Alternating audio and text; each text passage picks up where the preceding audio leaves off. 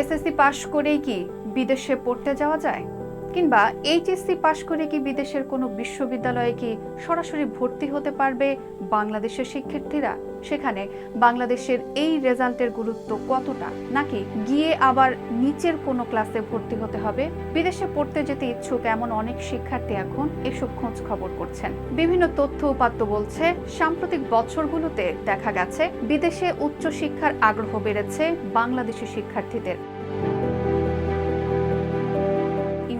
তথ্য অনুযায়ী 2023 সালে বাংলাদেশ থেকে প্রায় 53,000 শিক্ষার্থী বিশ্বের বিভিন্ন দেশে পড়াশোনার জন্য গেছে। 2013 সালে এই সংখ্যা ছিল 24,000। অর্থাৎ গত এক দশকে বিদেশগামী শিক্ষার্থীর সংখ্যা দ্বিগুণেরও বেশি হয়েছে। কিন্তু প্রশ্ন হলো, বিদেশে পড়তে যেতে এসএসসির ফলাফলের গুরুত্ব কতটা? বিশেষজ্ঞরা বলছেন এসএসসির ফলাফল একেবারেই গুরুত্বহীন নয়, তবে এর সাথে আরও নানা বিষয় জড়িত আছে।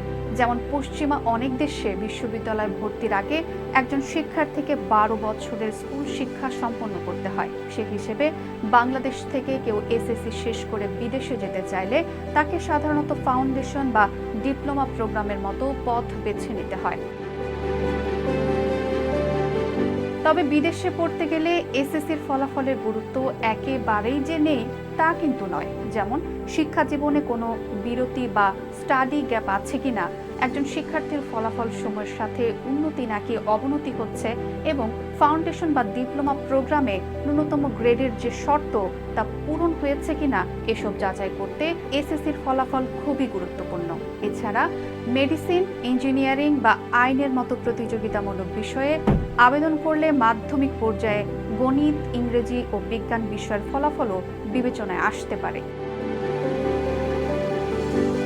অন্যদিকে মাস্টার্স বা পিএইচডি পর্যায়ে এসএসসির গুরুত্ব প্রায় থাকে না বললেই চলে। তখন বেশি গুরুত্বপূর্ণ প্রায় সর্বশেষ ডিগ্রির ফলাফল, গবেষণা, অভিজ্ঞতা ও ভাষাগত দক্ষতা। বিদেশে পড়তে গেলে এসএসসির ভালো ফলাফল অবশ্যই গুরুত্বপূর্ণ, তবে শুধুমাত্র এই একটি ফলাফলের উপর ভিত্তি করে বিদেশে উচ্চশিক্ষার সুযোগ নির্ভর করে না। একাডেমিক অগ্রগতি, ভাষাগত দক্ষতা, প্রয়োজনীয় নথি এবং আর্থিক সক্ষমতা এসব মিলিয়েই তৈরি হয় বিদেশে উচ্চশিক্ষার পথ।